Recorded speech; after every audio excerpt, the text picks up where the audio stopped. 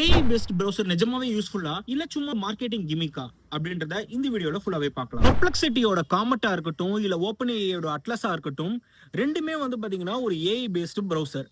இந்த ப்ரௌசரோட காம்படிஷன் எதுக்கு? இப்ப இந்த ப்ரௌசர் வந்து நிஜமாவே யூஸ்ஃபுல்லா இருக்குமா? ட்ரெடிஷனலா யூஸ் பண்ற அந்த ப்ரௌசர்ல இருந்து இந்த ஏஐ பேஸ்ட் ப்ரௌசர் என்னென்ன டிஃபரன்ஸ்லாம் கொடுக்கும்? ஃபர்ஸ்ட் வந்து காமெட். பெர்ப்ளெக்சிட்டியோட காமெட் தான் வந்து ஃபர்ஸ்ட் லான்ச் ஆச்சு. ஸோ இதோட வந்து யூசபிலிட்டி வந்து பாத்தீங்கன்னா பெர்ப்ளெக்சிட்டி ஆல்ரெடி நான் யூஸ் பண்ணிருக்கேன். அதுக்கு ஒரு வீடியோ பண்ணணும்னு நினைச்சேன். பட் ஆனால் அதோட யூசபிலிட்டி வந்து அந்த அளவுக்கு எப்படி இருக்கு அப்படின்றத பார்த்துட்டு பண்ணலாம் அப்படின்ட்டு தான் பொறுமையாக நான் வெயிட் பண்ணிட்டு இருந்தேன்.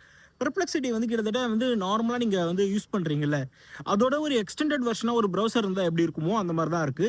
பிளஸ் வந்து அந்த ஆட் ஃப்ரீ கொடுக்கறதா இருக்கட்டும், அதுக்கப்புறம் வந்து சின்ன சின்ன ஆட்டோமேஷன்ஸா இருக்கட்டும், அதெல்லாமே ஓரளவுக்கு நல்லாவே இருக்கு. இன்னும் நேத்தி லான்ச் ஆயிருக்கிறது வந்து ஓப்பன் ஏஐயோட அட்லஸ். அவங்க ஆட் ஃப்ரீயை பத்தி எதுவுமே பேசல. சின்ன சின்ன டாஸ்க் வந்து ஆட்டோமேஷன் ஆல்ரெடி ஏஜென்ட் மோட் இருக்குல்ல, நமக்கு ஆல்ரெடி சாட் ஜிபிடில வந்து ஏஜென்ட் மோட் கொடுத்துருக்காங்க. அதே ஏஜென்ட் மோடு வந்து பாத்தீங்கன்னா அவங்களோட ஓன் ப்ரௌசர்ல ஒர்க் ஆனா எப்படி இருக்கும் அப்படின்ற மாதிரி தான் இந்த டெமோ வந்து காட்டியிருந்தாங்க. ஸோ அந்த யூசபிலிட்டி வச்சு பார்க்கும்போது சின்ன சின்ன புக்கிங் பண்றதா இருக்கட்டும், ஒரு குட்டி குட்டி டாஸ்க் பண்றதா இருக்கட்டும், அது எல்லாமே ஆட்டோமேஷன் பண்றதுக்கு வந்து இந்த மாதிரி ப்ரௌசர்ஸ் வந்து ஹெல்ப்ஃபுல்லா இருக்கும். இது என்ன டிஃபரன்ஸ் கொடுக்க போகுது? இந்த இமெயில்ல போகும்போது அந்த வேர்ட்ஸ் வந்து கன்சைஸ் பண்றதா இருக்கட்டும், எங்கெங்கெல்லாம் டெக்ஸ்ட் டூல் யூஸ் பண்றீங்களோ அங்க எல்லாமே வந்து உங்களுக்கு வந்து அந்த சாட் ஜிபிடி இன்டெகிரேஷன் வந்து இருந்துகிட்டே இருக்கும். இது ஆல்ரெடி கிட்டத்தட்ட பேஸ்ட் சாஃப்ட்வேர் ஓஎஸ்லேயே வந்து கொஞ்சம் கொஞ்சமா வந்துட்டு தான் இருக்கு. நீங்க வந்து கோப்பலேட்டா இருக்கட்டும், அதுக்கப்புறம் வந்து நீங்க வேர்டா இருக்கட்டும், எக்ஸலா இருக்கட்டும், எல்லாத்துலயுமே வந்து இந்த ஏஐ பேஸ்ட் விஷயம் வந்து ஆல்ரெடி இன்கார்பரேட் ஆகிட்டு தான் இருக்கு. ஸோ அதே மாதிரி இப்போ ப்ரௌசர்லையும் இன்கார்பரேட் பண்ணிட்டு இருக்காங்க. ஸோ அதோட ஒரு வெர்ஷன் தான் இந்த ஏஐ ப்ரௌசர். ஸோ காமன் ஆடியன்ஸா இருக்கிற நமக்கு வந்து எந்த அளவுக்கு யூஸ்ஃபுல்லா இருக்கும் அப்படின்னு வந்து உங்களுக்கு ஏதாவது ஷாப்பிங் பண்றீங்க, உங்களுக்கு வந்து ஒரு பெரிய லிஸ்ட் இருக்கு அப்படின்னா அதெல்லாம் உங்களுக்கு வந்து ஜஸ்ட் உங்களுக்கு கார்ட்ல ஆட் பண்றதுக்கு இது யூஸ்ஃபுல்லா இருக்கும். அதுக்கப்புறம் குட்டி குட்டியா உங்களுக்கு ட்ரெயின் டிக்கெட் புக் பண்றது, பஸ் டிக்கெட் புக் பண்றது, இந்த டைமுக்கு பார்த்து வைக்கிறது, ஜஸ்ட் அது பே பண்ணாது உங்களுக்கு அந்த கார்ட் வரைக்கும் எடுத்துட்டு போற வரைக்கும் நீங்க வந்து ஒரு சின்ன ஆட்டோமேஷன் மாதிரி நீங்க பண்ணி வச்சுக்கலாம்.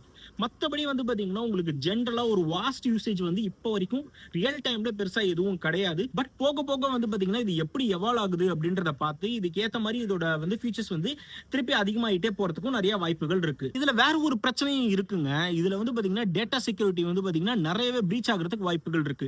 நீங்க சாட் ஜிபிடியோ இல்ல பெர்ப்ளெக்சிட்டியோ நீங்க வந்து உங்க ஓன் கொஸ்டின்ஸை வந்து நீங்க கேட்பீங்க.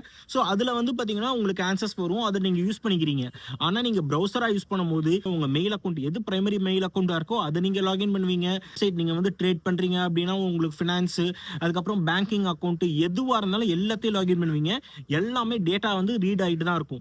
ஏஐ வந்து அந்த டேட்டாவை ரீட் பண்றதுனால தான் அந்த பேஜ் வெப் பேஜ் இருக்குல்ல, அதை சம்மரைஸ் பண்றதா இருக்கட்டும், அதுல ஏதாவது நீங்க கொஸ்டின்ஸ் கேட்கும் போது அதை ஆன்சர் பண்றதா இருக்கட்டும், எல்லாமே அதனால தான் கொடுக்க முடியுது. ஸோ உங்க டேட்டாவை அது ரீட் பண்ணும். நீங்க எந்த வெப் பேஜ் நீங்க யூஸ் பண்ணாலும் சரி, நீங்க வந்து உங்க பேங்க் கிரெடென்ஷியல் போட்டு நீங்க லாகின் பண்றதா இருந்தாலும் சரி, டேட்டா செக்யூரிட்டி வந்து பிரீச் ஆகிறதுக்கு நிறைய வாய்ப்புகள் இருக்கு.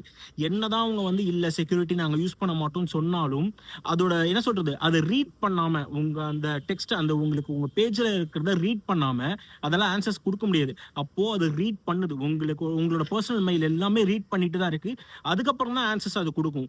ஈவன் நீங்க நார்மலா ஜிமெயிலே வந்து பாத்தீங்கன்னா உங்களுக்கு அந்த ப்ரமோஷன்ஸ்லாம் தனியா வர்றது, அப்டேட்ஸ்லாம் தனியா வர்றதெல்லாம் எப்படி வருது?